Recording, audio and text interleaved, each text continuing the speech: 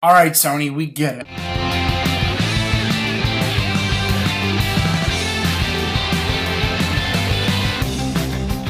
What's up, everyone? Eric Rossi, the guy with the eye, here to preview and give my thoughts today about what basically Sony did to the photography industry, and that's them just saying, hey, here's an update to all the cameras we essentially have, pretty much the most popular ones, and we're going to release them and announce them already for July. So I'm mainly going to focus on the Sony A7R Mark II, or 2 or whatever, and then the Sony RX100 Mark IV. I own the Sony RX100 Mark III, so I can kind of give more insight on that, but I just want to preview the specs, go over these really quickly, and just talk about them. So first up, you see this on screen, the Sony Alpha A7 Mark II, and if you didn't know, recently there was a lot of issues with the Sony site where they were accidentally selling A7Rs for like $200.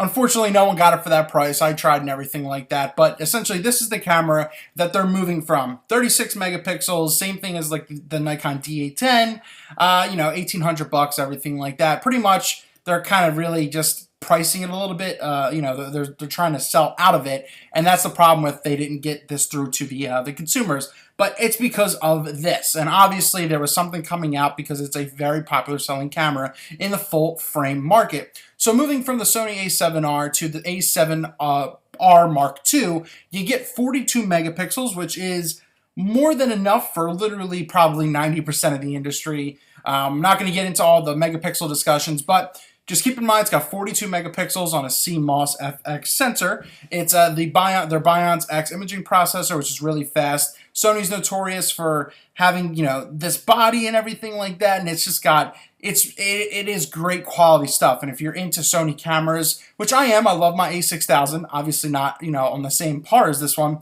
but, you would enjoy this one as well. Once again, beefed up 4K. You still have the popular now Sony full frame 5-axis and body stabilization. Keep that in mind. 399 phase autofocusing points.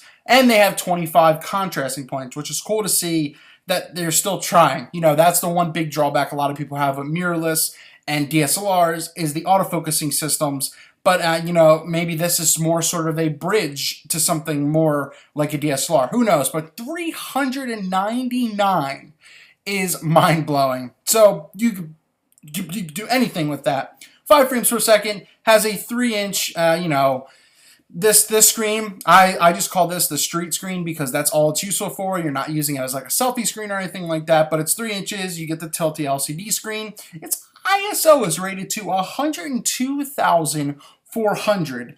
Obviously, these numbers are always just for show. I mean, they're typically BS because if you're shooting that high, you might as well just be shooting with a pinhole box in a dark room because it's not going to look good at all. But its native is to 100 to 25,600, so it's probably usable to up to like 8,000, 10,000 to where you're actually going to get a usable image from this. It has a 500,000 shot life with a reduced vibration shutter system that Sony is really going into. Cool thing about this is you can also shoot this in super 35mm mode, and I wanted to obviously tackle the video because going Sony full frame 4K is obviously, the big deal about all of these cameras. It does 4K and XAVC resolution, and the codec, it does 160 megabytes per second, which is really fast. 3840 by 2160p, and it does its regular high def 1080p at 60 frames at 50 megabytes per second, which is still pretty fast for industry standards. And if you don't feel like dealing with any of that, you want an MP4 codec, you get your 1080 at 60 frames at 28 and 16 megabytes per second. Overall, this Sony Alpha A7R Mark II is for the professional who is in the Sony market, and I think it's a big upgrade from the A7R.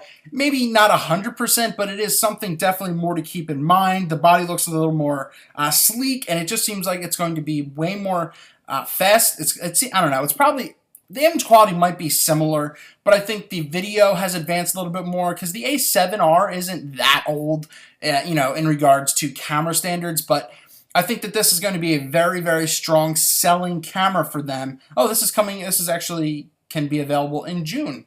So June, July, you're going to see this camera, and it's going to be $3,200. So this is going to be good for the working professional who loves the mirrorless system, especially in the Sony market.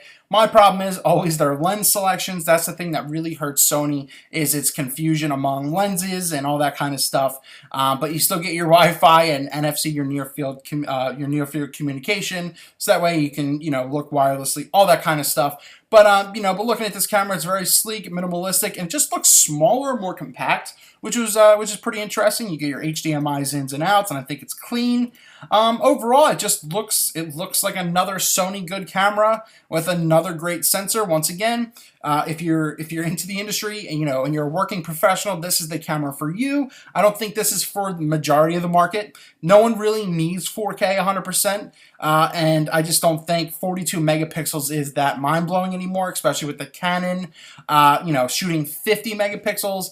It's just a little overkill for a lot of things, especially from how I shoot, in my opinion. So jumping over to the next is the Sony RX100 Mark IV, and I'm excited about this because, I own the Mark III, and it's just cool, something cool to talk about. And, should you upgrade? Should you worry about this? Should you get the Mark III and save some money? Should you go to the Mark IV? So going over this is going to be between $950 to $1,000, and it's obvious, it's all one, it's a compact, it's an advanced compact point-and-shoot camera, so you can't change lenses on this one. The A7R Mark II, obviously full frame. If you don't know, you can change the lenses and everything like that. Pretty much it looks exactly like the A7, the RX100 Mark III. I mean, very identical. You get your screen, your pop-up, your little pop-up flash. That's pretty much useless. You get that great viewfinder, the electronic viewfinder, which is very, very sharp. I really, really like that. And it's the same thing. 20 megapixels, same thing, 1-inch CMOS sensor, Bions processor. The thing you get with this, essentially, when this whole thing, it's two main differences in my opinion, and that's really going to determine if maybe this is worth an upgrade or just getting to, and that is shooting 4K video. Do I have the specifics here? No, it just says 4K video, basically the same Zeiss lens, the 24-70, f1.8 to 2.8 float. You got a pop-up screen, 3-inch screen, but you do get your selfie screen, so this is great if you're maybe a vlogger. You love this kind of stuff, especially in regards to YouTube. It's very minimalistic, very small. They also sell the grip that comes with the Mark III, which you can probably use with this one, and it'll be very comfortable to use. Native ISO up to 12,800. I'll link down in the description if you're curious about low light. I did a small controlled thing here in low light at my desk with just a lamp, with the Sony, with the RX100 Mark III, and it doesn't do that well in low light. It's not built for that, but that's the point of this camera. They're basically piling everything up to get this better in low light, or trying to, for that regards. But mainly the big difference, 30-minute video on this and the A7R, by the way. But the biggest difference they're stressing in 960p video mode, you can shoot up to 40 times slow-mo. Not the greatest resolution, and who cares about that? But overall, you're really kind of just paying for a little bit of a faster camera, something more compact, and it shoots 4K. You can get the RX100 for, $300 cheaper, almost $400 cheaper, and I just think that this is very highly priced for what it's not really giving you. I don't know. This is definitely not an upgrade if you have the Mark III.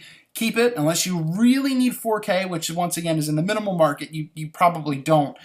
Don't worry about it. But if you want 4K, you want something compact, this is an option for you. Eric Rossi, the guy with the eye. Thank you so much for watching this video. Just my thoughts really quickly. Sony, they own the mirrorless industry, especially advanced primary pocket, point and shoot cameras. They're very up there in regards to that. And it's just, they're just progressing through the industry. But the thing is, they're concentrating a lot on their bodies and everything like that, and packing things in, increasing the 4K, but they're still lacking their lens lines and making it easier solutions and better lenses, so that way more people would want to switch. And the main reason I don't is because of their lens selection. I just don't think it's even close to up to par for what you can get in the DSLR market. And I get that it's to be more portable and sleek, but it also, you got to be reliability, and, a 200 millimeter has to be a 200 millimeter, even though there are some drawbacks in breathing on the DSLR side. Thank you so much for watching this video. Please leave your thoughts down below, especially in regards to these cameras. Do you own any of these? Would you upgrade to one of these? Do you think these are worth it? Is Sony progressing the photography industry?